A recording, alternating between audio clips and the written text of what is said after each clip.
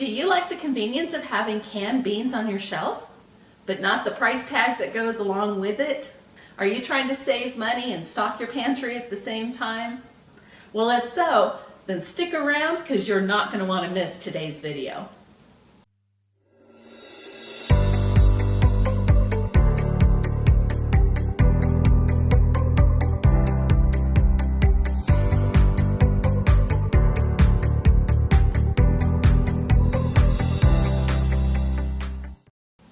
Hi, welcome to my home. My name is Kathy, and if you like videos on canning and gardening and home preservation and stocking your pantry on a budget, then this is the right channel for you. So please be sure to subscribe and hit the bell icon to be notified each time I put out a new video.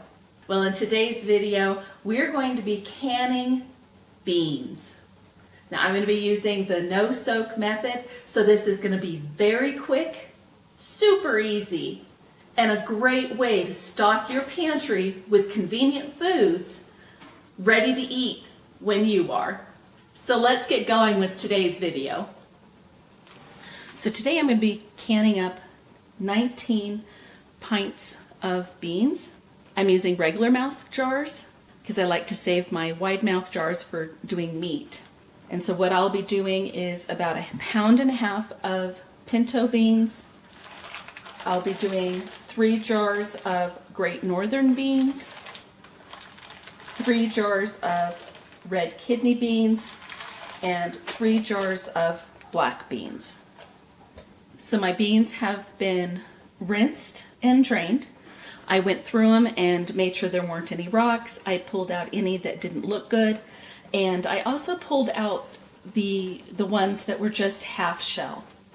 So I'll be putting these in one jar, and I'll mark that to use as refried beans. And then the rest can either be used as refried beans or just any type of flavor beans that I want to make at that time. I am doing a no-soak method, which saves a lot of time on canning your beans. You will not find this in any of the canning recipe books because it is not an approved canning method. So do your own research and don't follow me. I'm just showing you what I do. I'm going to start with putting just under 1/2 cup of beans in each jar.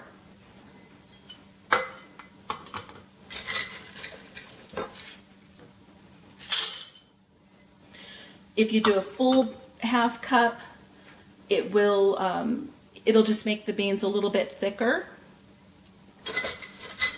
which is perfectly fine, especially if you're doing refried beans. But I don't want them to be real thick. I'm going to do just under 1/2 cup. I'm going to go ahead and use my little half beans. This one I'll do a full 1/2 cup since these will be designated as refried beans. And as you're going, if you see anything that doesn't look good, go ahead and pull it out. That one was fine.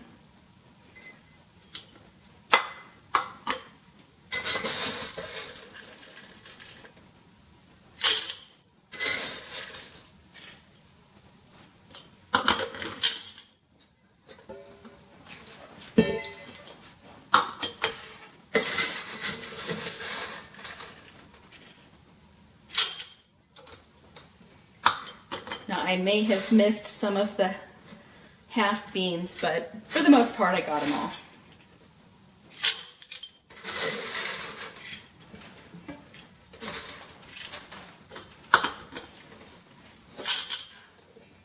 Now I'm going to fill the jars to an inch headspace.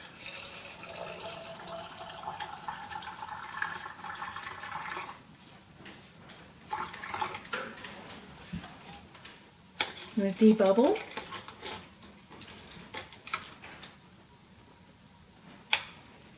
I'm going to double check my headspace, and I'm going to remove any of these beans that float.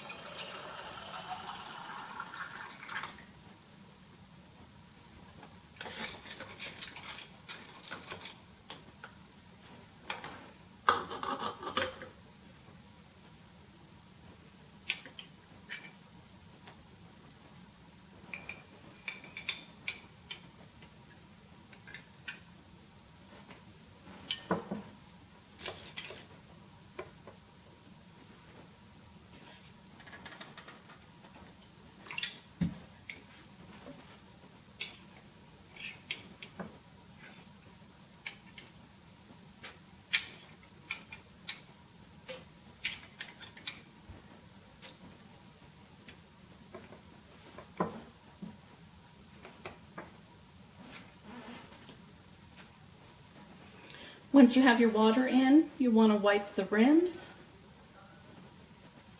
Now my jars, my beans, my water, and my canner are all room temperature.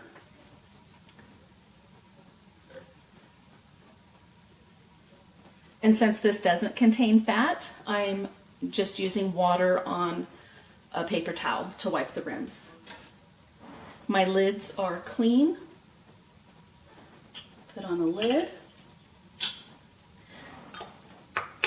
Since everything is room temperature and I am pressure canning these, I do not have my lids pre-soaking in hot water. So they are clean, but they are not in hot water. Now the ring goes on fingertip tight. And in the canner these go.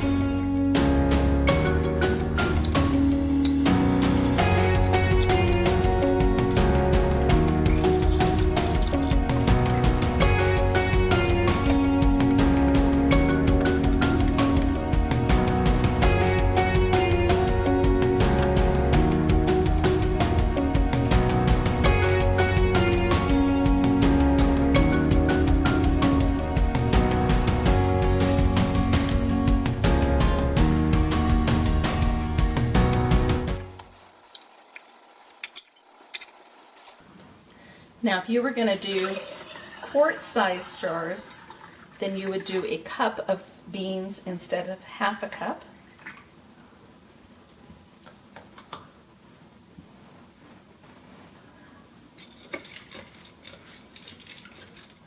By stirring the beans around, I'm not only stirring up to see if some are going to end up floating, but I'm also debubbling.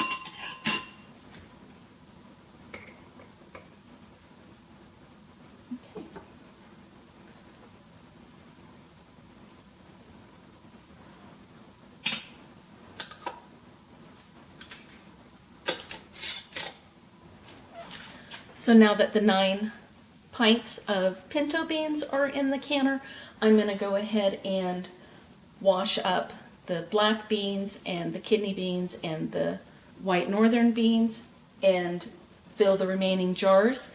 I'm going to do it exactly the same as what I did for the pinto beans.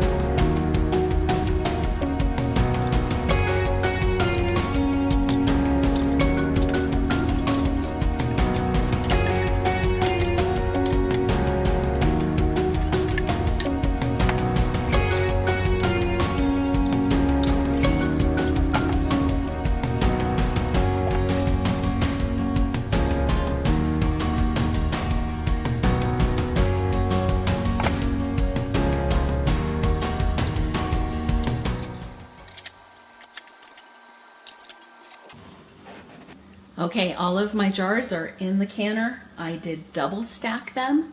My canner will hold 18 pint-sized jars if I'm using the regular mouth. If I'm using wide mouth, I think it'll hold about 16 for the pints. You may have noticed that I did not put any salt in my jars. That is optional. I choose not to salt it while I'm canning in any of the recipes where salt is optional. I also do not put vinegar in my canner. I'm going to be washing my jars anyways, and so I don't see the need to put vinegar in the water since I'm already going to be washing them. Now I'm going to get the lid on and get it buttoned up. Okay, now I'm going to heat up my canner, and once I have a steady stream of steam coming out of my little vent here, then I will let it vent for 10 minutes. Once it's vented for 10 minutes, I will put on my 15-pound weight. For my altitude, I use 15 pounds, so please check your altitude and what you need to be processing it at. Once my canner is up to pressure, I will be processing these for 75 minutes. If these were quarts, I would process them for 90 minutes. Once these are done processing, I'll bring you back and I'll show you the final product. Okay, so these have finished processing.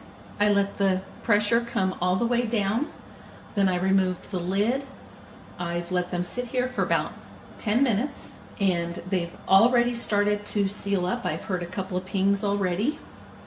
And I had something happen this time that I've never had happen before. I believe that one of my jars broke because this jar right here has no water in it. So when I lift that up, I'll be able to tell if it's broke or what happened with it. So I'm going to go ahead and bring in closer and we'll get these jars out of the canner and onto my counter.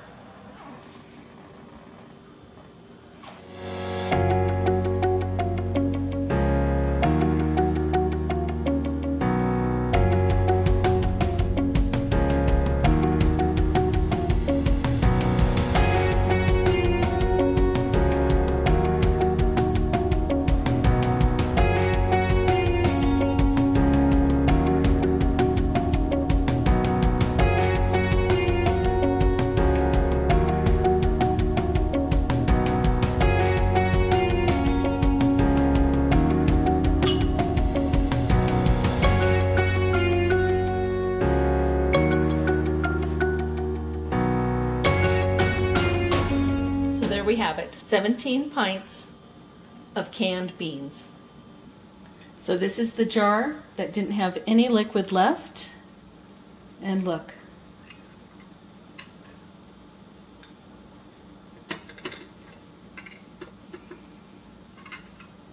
The bottom broke right off the jar. I have never had that happen before.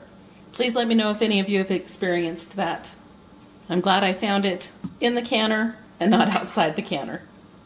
Well, I hope you liked today's video. If you did, please be sure to give it a thumbs up. And if you're not already subscribed to my channel, please be sure to subscribe and hit that bell icon to be notified each time I put out a new video.